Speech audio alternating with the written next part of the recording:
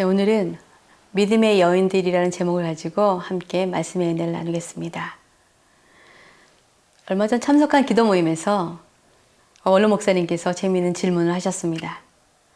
아담의 아내의 이름이 왜 이브인지 아느냐고 물으셨습니다. 그 이유는 아담이 저녁에 잠들었을 때 그의 몸에서 갈빗대를 취해 만드셨기 때문이라고 말씀하셨습니다. 저녁이라는 영어 단어가 이브닝이기 때문에 이브라고 이름 지어졌다는 것입니다. 그래서 저희도 함께 다 웃었습니다. 그러나 사실 아담은 자신의 아내를 모든 산자의 어머니라는 뜻을 가진 하와라고 지어 불렀습니다. 근데 구약 성경의 원어인 히브리어를 헬라어로 번역하는 과정에서 하와는 헤우아라고 번역됐고 또다시 라틴어로 번역되면서 헤바라고 되었다가 영어로 번역되면서 이브라고 된 것입니다. 또 그 목사님께서 또 질문하셨습니다. 왜 선악과는 이브가 따먹었는데 아담까지 왜 먹었는지 물어보셨습니다. 본래 선악과를 먹으면 죽게 된다는 말은 하나님께서 아담에게 하신 말씀이었습니다. 그런데 하와는 외로워 보이는 아담을 위해서 하나님께서 나중에 만드셨기 때문에 아담은 분명 하와에게 그 여러 가지 과실 중에서 선악과만은 먹어서는 안 된다고 분명 말해줬을 것입니다.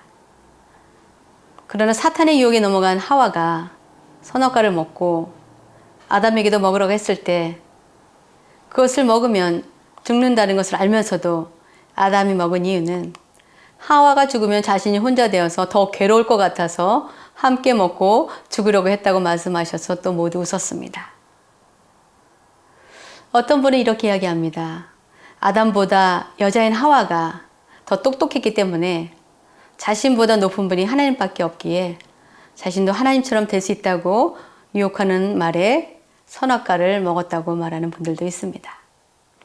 물론 근거 있는 이야기는 아니지만 어쩌면 여자들이 남자들보다 더 영적인 욕심과 열심이 있다는 것은 일리가 있는 것 같습니다.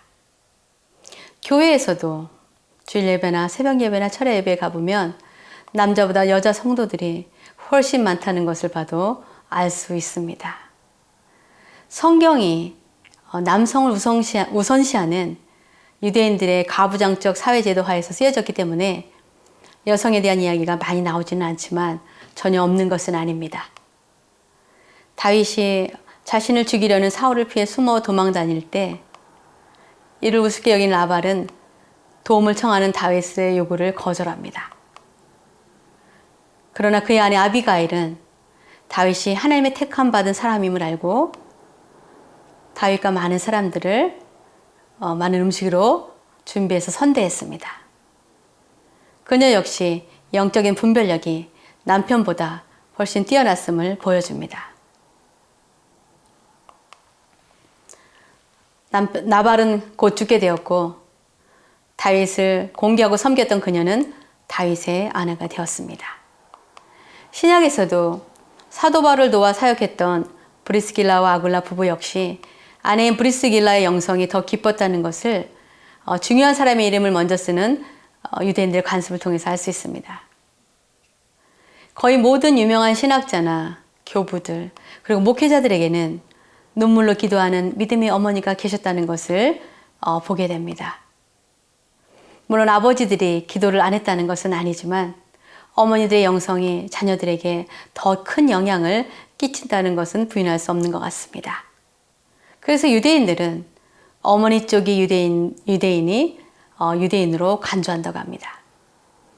젊은 시절 성적으로 방탕한 삶을 살았던 어거스틴은 어머니 모니카의 눈물의 기도를 통해서 회심해서 기독교 역사에 남는 참회록을 쓰는 위대한 교부가 되었습니다.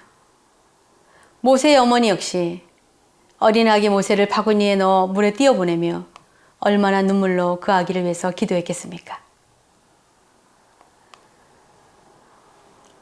물에 떠나려간 모세를 건져 올려서 유모가 필요했던 바울의 딸에게 아기 바구니를 따라 내려가던 그 누나가 모세의 어머니를 바로왕의 딸에게 소개해서 친어머니가 유모처럼 키우면서 하나님의 말씀을 가르쳤기 때문에 모세는 이집트의 왕실에서 왕자로 자랐어도 자신이 언제나 유대인임을 잊지 않았던 것입니다. 오늘은 주님의 부활하심을 기념하는 부활주일입니다. 예수님이 탄생하신 성탄절도 기쁜 날이지만 십자가에서 죽으시고 다시 살아나신 예수님께서 우리도 다시 살아서 주님과 천국에서 영원히 살 수 있다는 것을 친히 확증하셨기 때문에 그 어떤 날보다 기쁘고 복된 날인 것입니다. 십자가에서 죽으신 예수님의 무덤에 찾아간 이들이 있었습니다. 그러나 그들은 예수님의 12 제자 중 누구가 아니었고 예수님을 따르며 섬기던 여인들이었습니다. 이들은 예수님의 몸에 바를 향유를 미리 준비하였기 때문에 안식일이 끝나자 바로 새벽에 예수님의 무덤을 찾아간 것입니다. 그런데 무덤에 가보니까 무거운 돌문은 열려 있고 예수님은 보이지 않아서 누가 예수님의 시신을 가져갔는가 근심하고 있을 때 그곳에 천사가 나타나서 예수님께서 부활하셔서 그곳에 계시지 않다고 알려줍니다. 그리고 그들에게 예수님이 3일 만에 다시 살아나신다고 하셨던 말씀을 상기시키자 그들은 예수님의 제자들이 있는 곳으로 가서 이 사실을 알려줍니다. 오늘의 본문 말씀 누가복음 24장 9절에서 12절은 이렇게 기록하고 있습니다. 무덤에서 돌아가 이 모든 것을 11사도와 다른 모든 이에게 알리니 이 여자들은 막달라 마리아와 요한나와 야고보의 모친 마리아라. 또 그들과 함께한 다른 여자들도 이것을 사도들에게 알리니라. 사도들은 그들의 말이 허탄한 듯이 들려 믿지 아니하나 베드로는 일어나 무덤에 달려가서 구부려 들여다보니 세마포만 보이는지라. 그 된 일을 놀랍게 여기며 집으로 돌아가니라. 여인들을 통해 예수 부활의 기쁜 소식을 들었어도 예수님의 제자들은 아무도 주님의 부활을 믿지 못합니다. 그래도 수제자였던 베드로와 또 요한은 그것을 확인하려고 무덤으로 달려갑니다. 그리고 주님이 입으셨던 세마포만 남은 것을 보게 됩니다. 그러나 빈 무덤만 보는 것으로는 도저히 예수님이 다시 살아나셨다는 것을 믿을 수가 없었습니다. 그래서 주님께서 부활하신 후 갈릴리로 가셔서 제자들을 그곳으로 오게 하신 후에 그들에게 나타나셔서 조반을 준비하여 먹이시면서 자신을 나타내 보여주십니다. 그것도 믿지 못한 도마에게는 주님의 손에 못자국과 창에 찔리셨던 창자국을 보여주시고 만지게 해주셨습니다.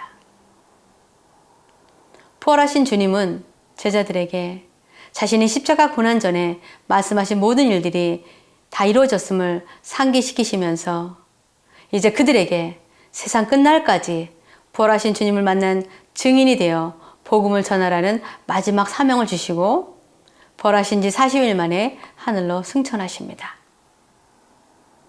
그것을 본 제자들과 500여 명의 증인들이 자신들이 보고 들은 예수 그리스도의 복음을 전하게 되었기 때문에 2000년이 지난 오늘 우리도 그 예수 그리스도를 구주로 믿게 된 것입니다. 만약 예수가 다시 살아난 일이 거짓이거나 사실이 아니라면 어떻게 2000년의 세월 동안 계속해서 예수의 복음이 전해질 수가 있겠습니까? 예수를 믿지 않고 죽이려 했던 그 많은 유대인들이 얼마나 예수의 부활이 거짓이라고 증명하고 싶어 했겠습니까? 그러나 손바닥으로 하늘을 가릴 수는 없는 것입니다. 그래서 예수를 눈으로 보지 않는 저도 이렇게 예수의 복음을 전하게 된 것입니다. 왜냐하면 예수께서 부활하신 후 살아계셔서 지금도 그분을 구주로 믿는 자들의 삶 가운데 역사하시기 때문에 그렇습니다. 그런데 이상한 것이 있습니다. 부활하신 예수님의 기쁜 소식을 왜 예수님의 제자들이 아닌 여인들이 가장 먼저 알게 되었나 하는 것입니다. 예수님을 따르던 제자들이 가장 먼저 아는 것이 당연할 것 같은데 왜 십자가에서 예수께서 달리실 때도 제자들은 없었고 여인들만 끝까지 그 자리를 지켰는지 의문입니다. 그것은 그 여인들의 주님을 향한 사랑과 섬김이 예수님의 죽음 전과 후가 변함이 없었기 때문입니다. 그러나 예수님의 제자들은 자신들이 기대했던 세상의 왕이 아닌 죄인의 모습으로 힘없이 십자가에서 죽으신 예수를, 그 예수는 더 이상 그들에게 의미가 없었던 것입니다. 주님이 행하신 일들이, 그 기적이 아무리 크고 위대했어도 사람이 죽으면 다 끝이라고 생각했기 때문에 오히려 자신들이 그런 예수님을 예수로 믿고 따라다닌 것이 어리석었다고 생각했을지도 모릅니다. 그러나 무덤을 찾아온 여인들은 진정으로 예수님을 사랑했기 때문에 예수님이 죽으신 후에도 그분을 위하여 귀한 향유를 준비하여 가지고 갔던 것입니다. 오늘날 예수를 믿는 많은 이들도 어쩌면 예수를 믿어 축복을 받고 모든 일이 잘 되기를 바라는 마음으로 교회에 다니는지도 모릅니다. 그러나 우리는 우리의 삶 속에서 비록 우리가 바라고 소원하는 일들이 이루어지지 않는다 하더라도 변함없이 주님을 사랑할 수 있어야 합니다. 왜냐하면 오직 주님만이 우리에게 이 세상 그 누구도 줄 수 없는 영원한 생명을 주시기 때문입니다.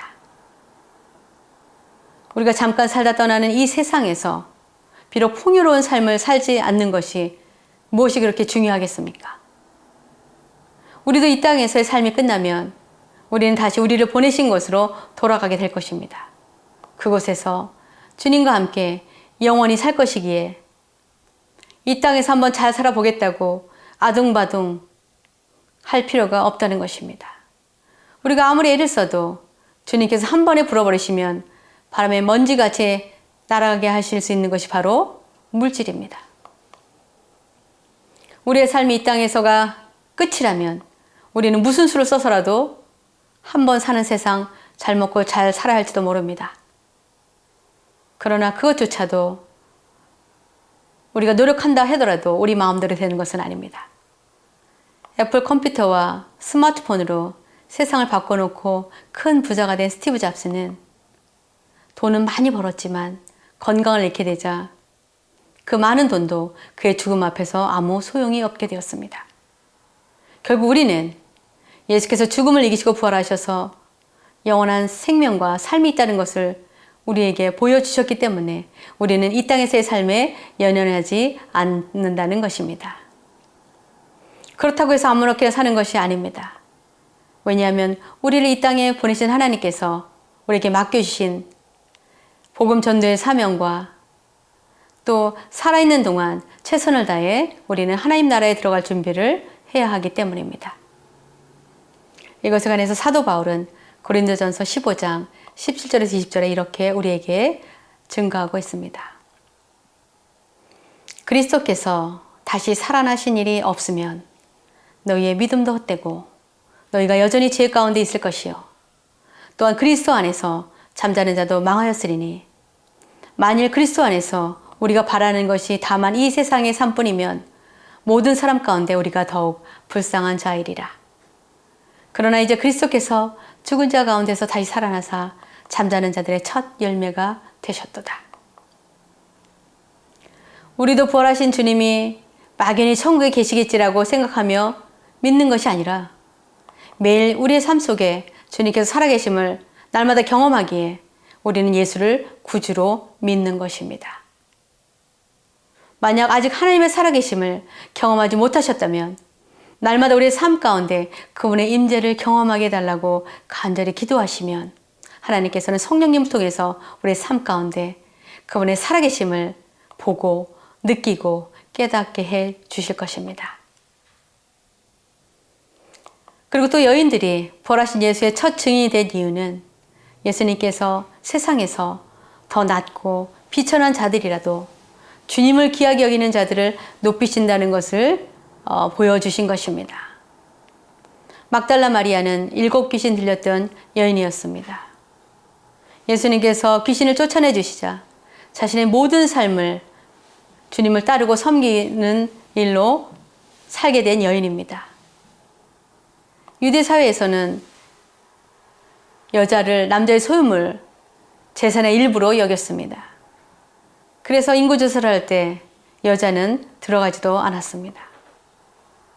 게다가 남편이 없는 여인들은 경제적으로 살아갈 방편이 없는 불쌍한 사람들이었습니다.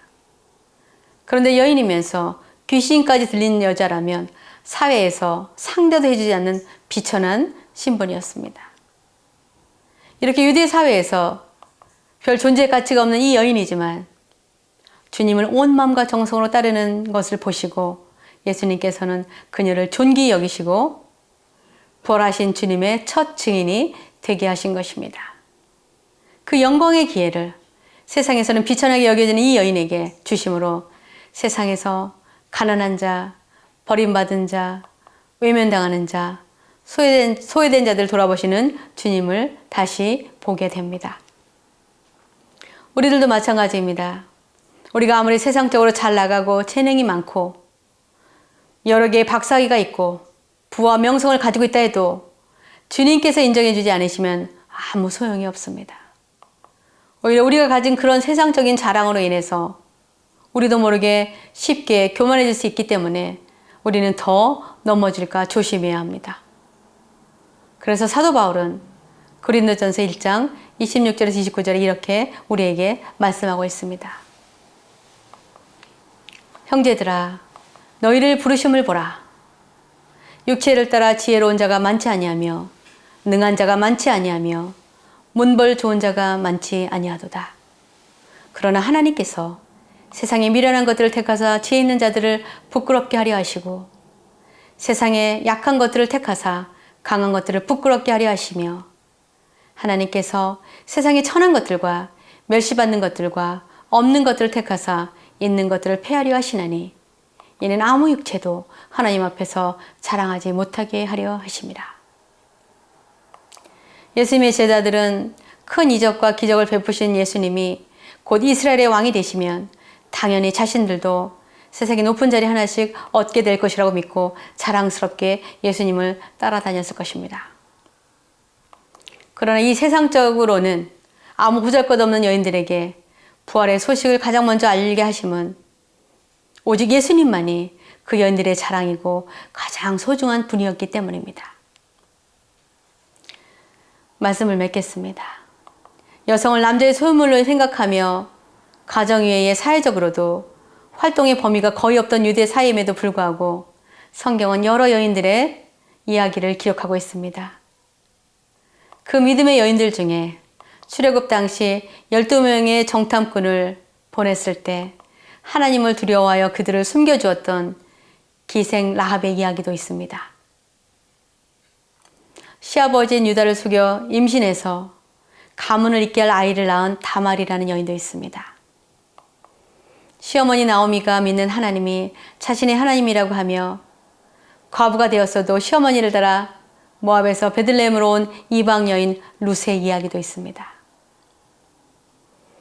다윗이 간음죄를 범한 대상인 밧세바와 그녀의 아들 솔로몬의 이야기도 기록되어 있습니다. 이 여인들 모두 유대인들의 눈으로는 다 정상적인 사람들이 아닙니다. 그러나 이 여인들 마음 안에 있는 하나님을 향한 마음을 보시고 그 믿음을 보시고 이들은 모두 예수님의 족보에 기록된 여인들입니다. 결국 우리들의 겉모습이나 사회적 지위나 직업이나 혈통이 중요한 것이 아니라 우리 마음 안에 하나님을 경외하며 주님을 변함없이 진심으로 사랑하는 마음이 있는가가 중요한 것입니다. 이런 마음을 가진 여인들에게 주님은 부활의 복된 소식을 가장 먼저 알게 하신 것입니다. 그리고 이 여인들은 부활하신 예수의 첫 증인들이 되었습니다. 이들은 죽는 날까지 살아계신 예수를 전하는 증인의 삶을 살았을 것입니다. 저는 저와 여러분이 우리가 가진 학벌이나 재산이나 외모나 명예를 자랑스럽게 여기는 것이 아니라 오직 죽음에서 부활하셔서 매일의 우리 삶 가운데 살아 역사하시는 예수 그리스도만을 자랑하며 그분을 세상 끝날까지 변함없이 사랑하는 증인의 삶을 살다가 천국에서 주님과 함께 교제하며 아름답게 살아가게 되시기를 주님의 이름으로 축원합니다. 기도하시겠습니다.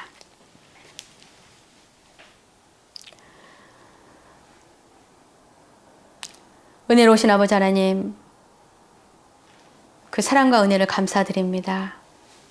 하나님, 죽을 수밖에 없는 저희들을 위하여 독생자 아들을 세상에 보내셔서 모든 수치와 치욕과 조롱과 고난을 겪게 하시기까지, 그리고 결국 죽게 하시기까지 우리를 구하시려고 사랑해 주셨던 그 사랑의 마음을 감사드립니다.